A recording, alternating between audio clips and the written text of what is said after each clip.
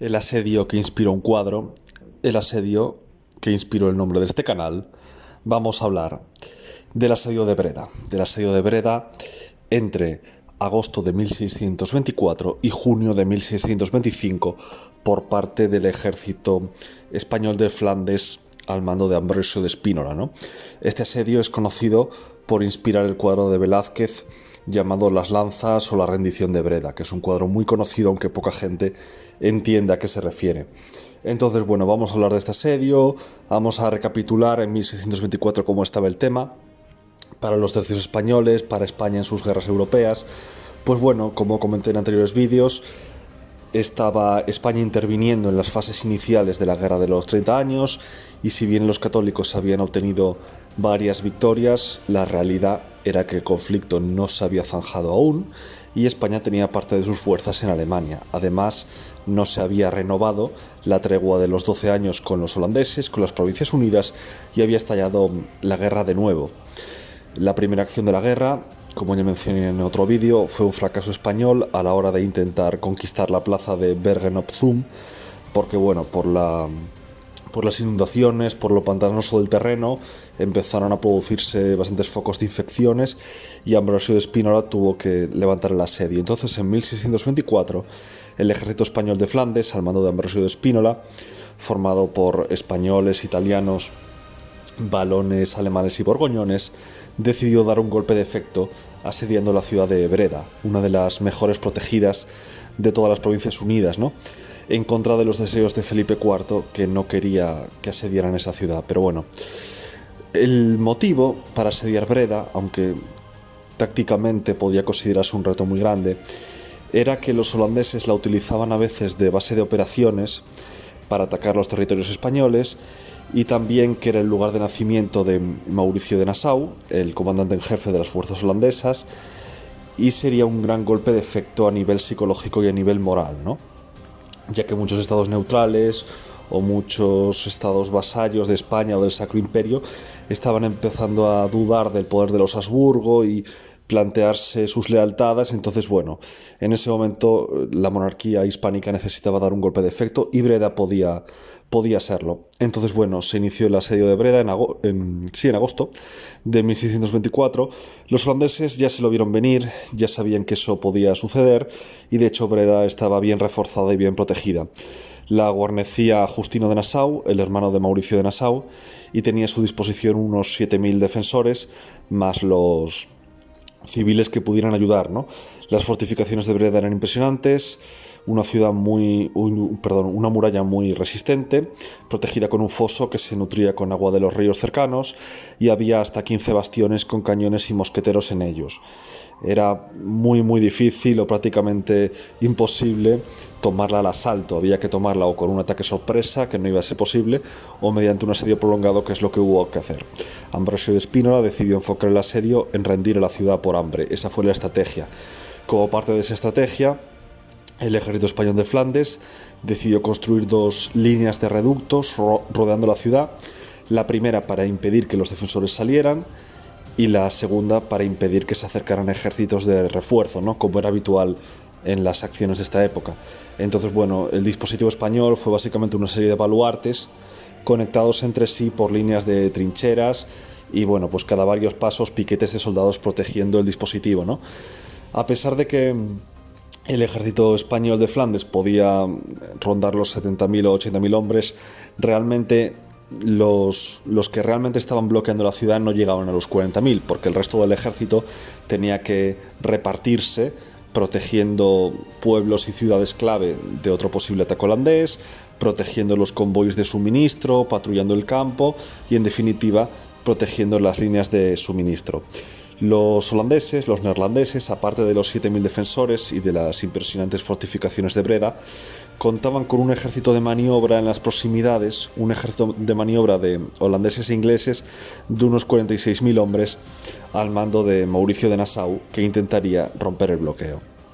Entonces, bueno, según empezaron los trabajos de asedio, los defensores empezaron a hacer continuas salidas. Cada 2 o cada 5 días hacían alguna salida para lanzar ataques sorpresas e intentar sabotear el avance de los trabajos españoles, y se producían continuas escaramuzas a muy pequeña escala. Pero a pesar de estas continuas salidas y hostigamientos de los holandeses, la realidad era que los trabajos continuaron y el dispositivo se completó y se rodeó la ciudad. Entonces, aprovechando unos días concretos en los que hubo pues, un temporal bastante fuerte de agua-nieve y hubo bastante mal tiempo y varias fortificaciones y baluartes del dispositivo español, varias trincheras quedaron dañadas, pues Mauricio de Nassau decidió aprovechar esa coyuntura para lanzar un ataque nocturno con sus tropas al dispositivo español, no para derrotar al ejército en su conjunto, pero para abrir una brecha en el dispositivo y colar víveres, armas y municiones para asistir a los defensores. Lo que pasa es que Ambrosio de Spínola consiguió reaccionar a tiempo y colocar una pequeña fuerza de infantería en un paso estrecho por el que tenían que pasar los holandeses, y hubo un impasse de tiempo en el que los holandeses tenían la superioridad numérica claramente, aparte tenían caballería y los españoles no, podían haber atacado, pero Mauricio de Nassau no estuvo lo suficientemente decidido, fue prudente de más, solo se produjeron pequeñas escaramuzas y luego ya llegaron refuerzos hispánicos y ya los protestantes tuvieron que retirarse y perdieron así esa ventana de oportunidad. Entonces, a partir de ahí, pues murió Mauricio de Nassau, le sustituyó Federico Enrique le sustituyó y se convertiría en el nuevo Statuder, en el nuevo comandante en jefe de las fuerzas holandesas. Y bueno, Federico Enrique cambió de estrategia e intentó cortar las líneas de suministro hacia Breda. Entonces intentó continuos ataques de hostigamiento con su caballería para capturar los convoys con víveres, y se producían escaramuzas casi diarias entre ambas caballerías, pues sí, en los campos cercanos a Breda, ¿no? No se sabe, bueno, el resultado de dichas escaramuzas, pero la realidad es que los suministros siguieron llegando al ejército sitiador. También Federico Enrique intentó 2 ataques sorpresa a Amberes para distraer la atención de los españoles, pero también esos ataques sorpresas fueron frustrados. Entonces los defensores ya estaban agotados, ya estaban pasando hambre y ya estaban considerando la rendición. Entonces Federico Enrique hizo un último intento de romper el bloqueo en un punto concreto, aprovechando, pues sí, de madrugada, ¿no? Que aún había oscuridad y demás, lanzar un ataque con el grupo de mercenarios ingleses escogidos contra una sección concreta del dispositivo de asedio en el que había italianos defendiéndolo. Los ingleses, en su feroz ataque, al principio hicieron retroceder a los italianos, pero los italianos se las arreglaron para dar la alarma, se perdió el efecto sorpresa, llegaron los españoles a apoyar a los italianos y los ingleses fueron obligados a retroceder. Entonces, pues ese ya fue el último intento frustrado de romper el bloqueo de Breda, y los defensores se tuvieron que rendir. Se les concedieron condiciones de rendición bastante buenas realmente, aunque por el punto al que se había llegado se les podía haber puesto condiciones más duras, pero bueno, la realidad es que Ambrosio de Spínola fue ahí bastante generoso y les concedió condiciones bastante honrosas. No se entrevistaron personalmente Justino de Nassau, el comandante de la guarnición, y Ambrosio de Spínola, como pone en el cuadro de Velázquez, que le está ahí dando como una palmadita. Eso no fue así, pero bueno, es un poco simbólico, ¿no? Entonces, bueno, la ciudad de Breda caería así en manos españolas y se mantendría hasta 1637 en manos españolas.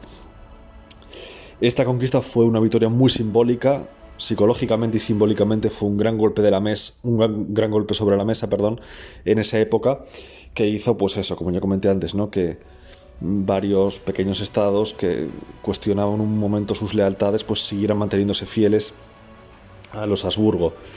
Eso sí, fue un despilfarro económico para la monarquía hispánica, fue un gran despilfarro económico, y de hecho, durante un impasse de tiempo, la monarquía hispánica ya decidiría no atacar ciudades holandesas por considerarlo un gasto inútil.